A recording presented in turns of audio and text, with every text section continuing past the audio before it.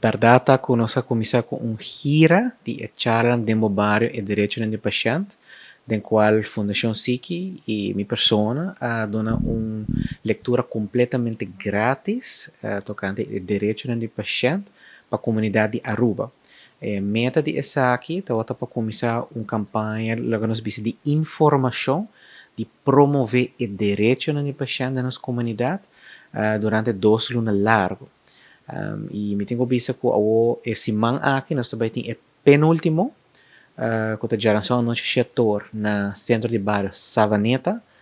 e outro semana também está o último charla de bairro e direito do paciente que toma lugar riba 5 de julho, geração 5 de julho para 7 da noite na centro San Martín na Santa Cruz.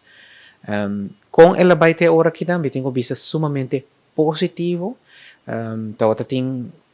vários interesses, que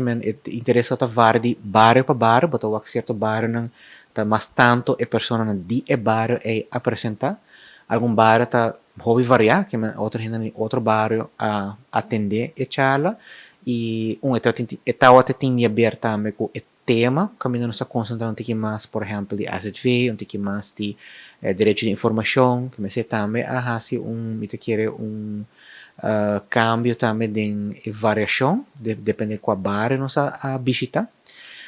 Pero si também me tenho visto que está charla hobby interativo e dor de esse nós atende e toda pessoa presente atende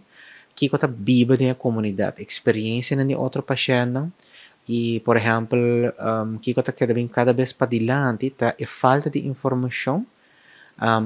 de certo tópico não, maneira um tópico que bem para adiante praticamente dentro charla tá que o rol de assistente de doctor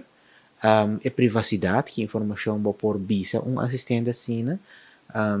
que tarefa tem que a sua competência não porque logicamente esta é a primeira pessoa que o paciente encontrar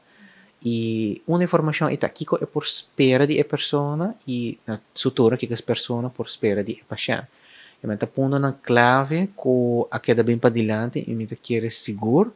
Lota algo que por waro usar também para a plataforma para chana de Aruba que também lo waro lanta. Para assim canalizar para misa ponto na de atenção que está viva no pueblo. Que está bisa que está toca tur paciente que pero coisa que não está bom reglar.